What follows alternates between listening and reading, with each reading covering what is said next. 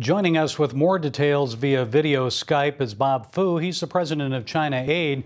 Bob, tell us a little bit about this crackdown from the Chinese government against not only human rights lawyers, but more against crosses on churches. Yes, Gary, this is happening since July 10th for the latest national sweep against the Chinese human rights lawyers and human rights defenders. Many of them are dedicated Christians and even Christian leaders in the church. And so far, we have documented over 160 human rights lawyers, defenders, and some of their family members were rounded up from 15 or 20 some provinces. And this is by far really the largest wave of targeted persecution against the human rights lawyers in a decade. And the last time really it happened on this large scale was really in 1983. And not only that, as you just mentioned, the recent crackdown also occurred to many, many churches. Usually, the observers or many of the China experts would have thought, the government-sanctioned church, the Catholic Church or Protestant churches are the supposed the government protected, legally registered, safer churches. But from really a year ago, there's a major campaign started in Zhejiang province, southeast of China. There is a so-called forced cross removal campaign, where the by far over 1,200 crosses from these churches, most of them are government-sanctioned churches, were being forcibly removed from the rooftop of the building. And that's continuing, isn't it, Bob? I think this week. We thought we'd seen the end of it, about 450 churches, but still more this week.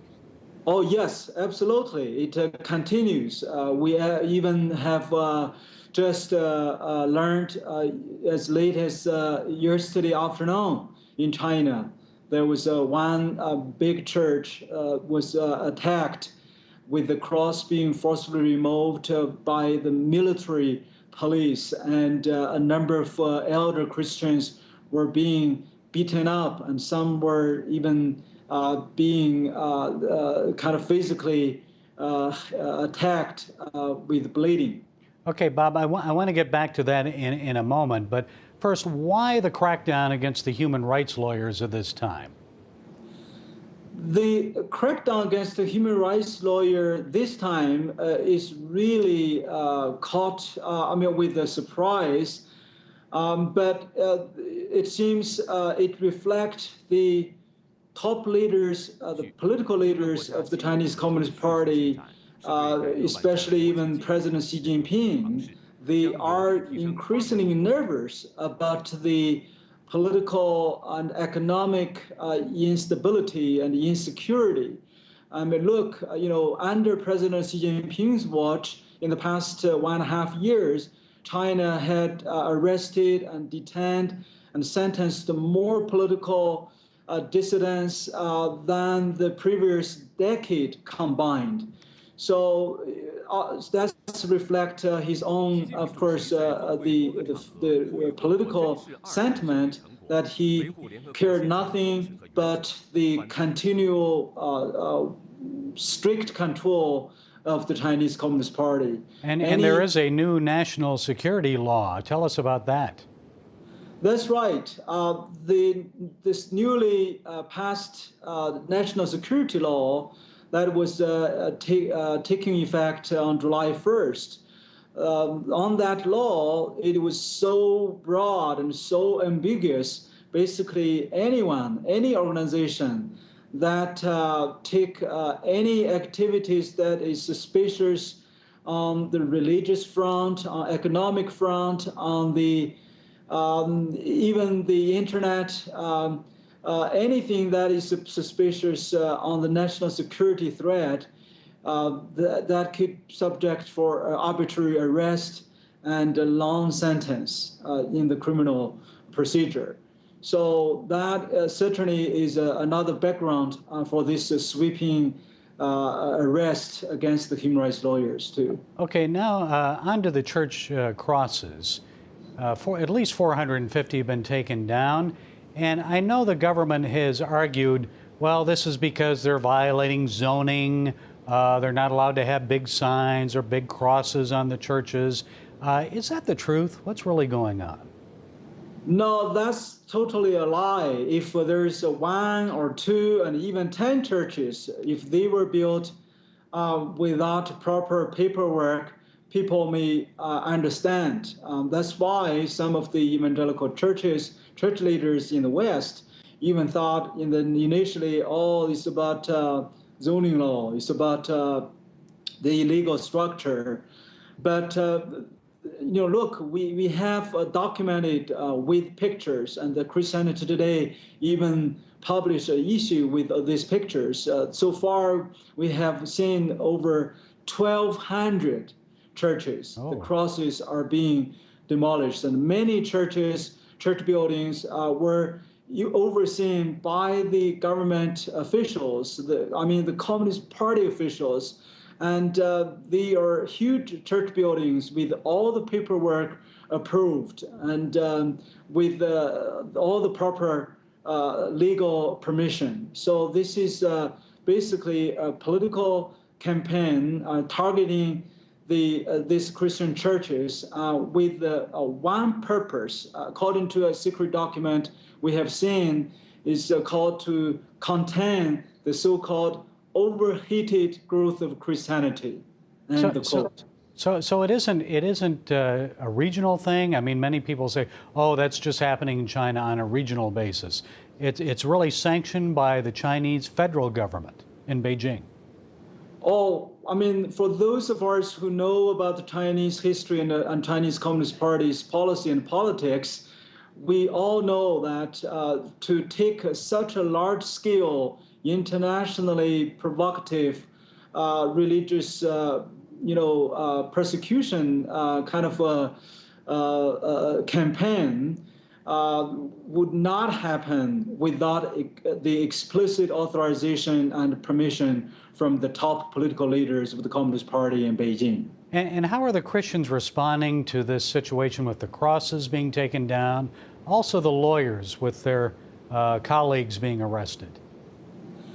Yes, with this kind of major increasing crackdown, the Christians in Zhejiang province and in other parts of China, of course, were shocked initially, especially those who worship in the government-sanctioned churches.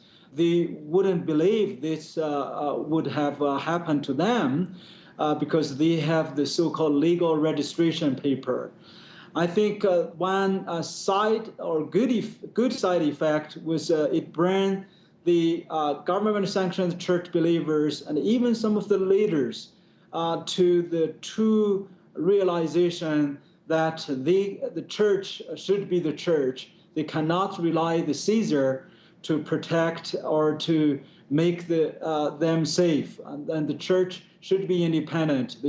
And in fact, even the government-sanctioned church bodies, both the Catholic Patriotic Association, Chinese Catholic Bishops' Conference of Zhejiang Province, and also the Chinese Christian Council of Zhejiang Province, issued a public statement unprecedentedly rebuking the government action on forced removal of the crosses. The more, of course, this kind of crackdown, more persecution it is ongoing, it will produce actually more church growth rather than diminish the impact of the Christian growth. So, of course, that is the positive side. Now, what about the attorneys? I understand some of them are actually going to be fighting for the churches in court. I mean, that's great risk to them, is it not? Yes, the Christian, especially Christian human rights attorneys, even those who were interrogated or questioned in the past few days, they chose to stand up for these persecuted churches in that province. Last year, the day before yesterday, a group of Christian attorneys announced forming Protection of the Cross legal group. So they're going to use the legal, peaceful, available means to protect the religious freedom in that province and those who are affected. And Bob, finally, what can our viewers do? I often get asked that. What can we do about this?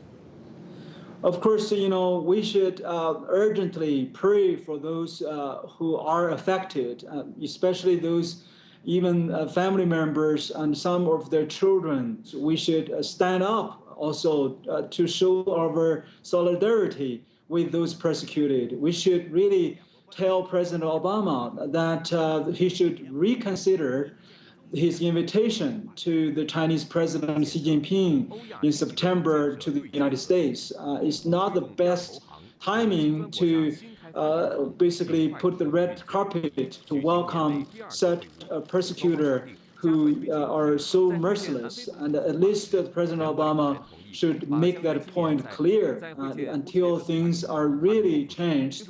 And President Xi Jinping should not be warmly welcomed to Washington, D.C., to this land. So we should urge the member of Congress to continue to speak up and to urge the administration. And I'm going to testify before the Congress in July 23rd. So I will also call the member of Congress to stand up for those persecuted. Okay, Bob Fu, the president of China A in Midland, Texas. We appreciate you. We'll look forward to that testimony, and I'm sure you'll keep us informed. Thanks so much. Thank you, Gary. God bless you. Bless you too.